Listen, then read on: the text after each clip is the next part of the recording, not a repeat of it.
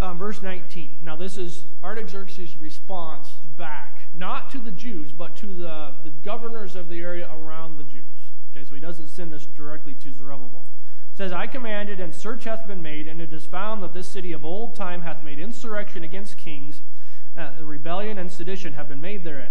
There have been mighty kings also over Jerusalem, which have ruled over all countries beyond the river, and toll, tribute, and custom were paid unto them. Now that's referring back all the way to the days of like David and Solomon, and the area of influence that they had, and the records noted, they went all the way back to note how powerful Jerusalem had been under kings who served God. Now, of course, they didn't recognize that correlation, but we can recognize that correlation. When there were kings on the throne who dedicated themselves to serving God, Israel, even though it was small, it's still a small country. It was a small country back then, too.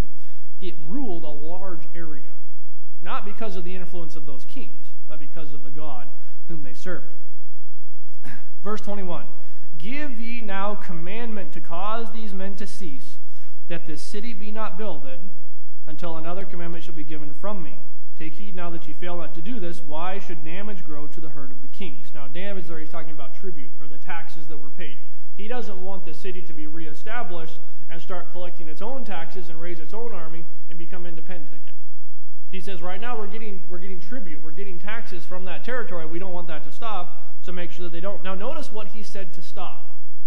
He said, give commandment that the city be not built.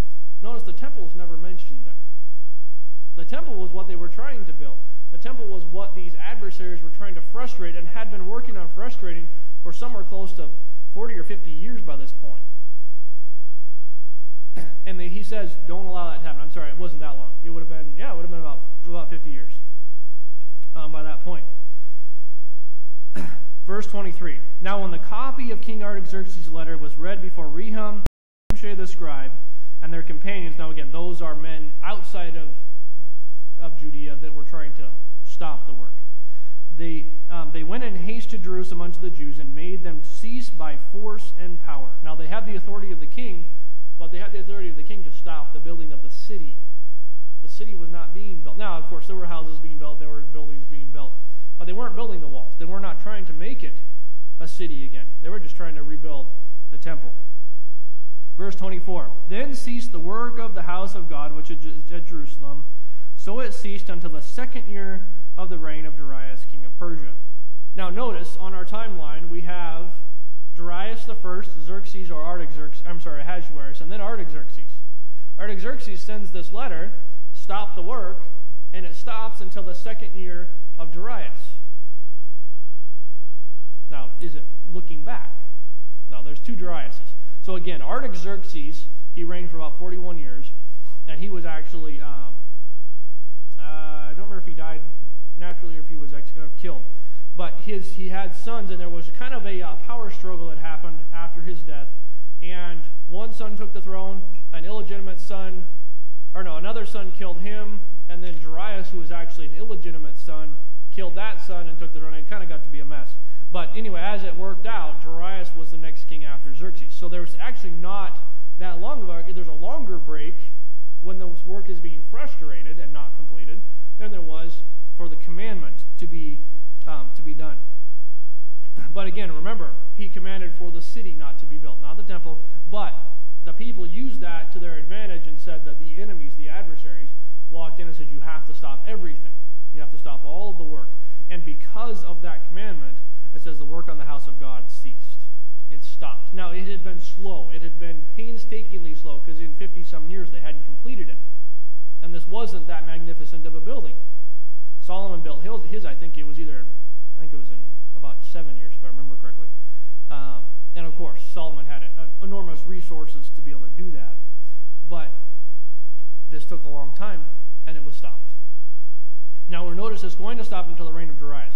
Now, during that time, a bunch of other things happened. So again, we have these gaps in the timeline. What we have to realize is that some of the other events fill in these gaps. So we're actually going to jump back to Daniel chapter 6, or jump forward as far as Scripture goes, but Daniel chapter 6.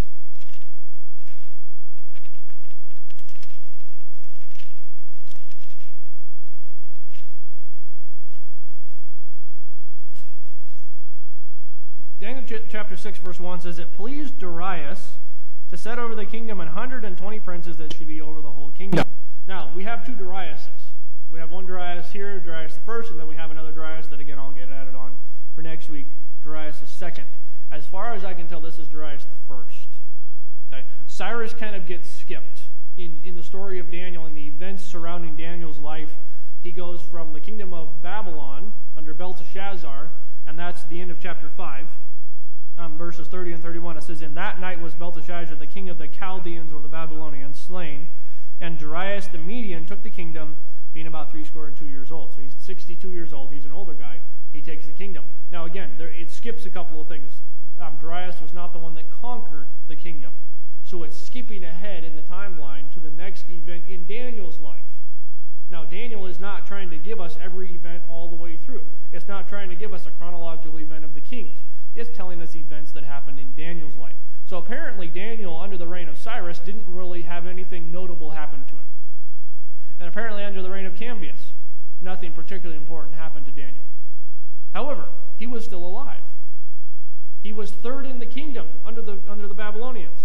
And when the Persians came in, somehow he escaped the mass execution of leaders that happened to everybody else.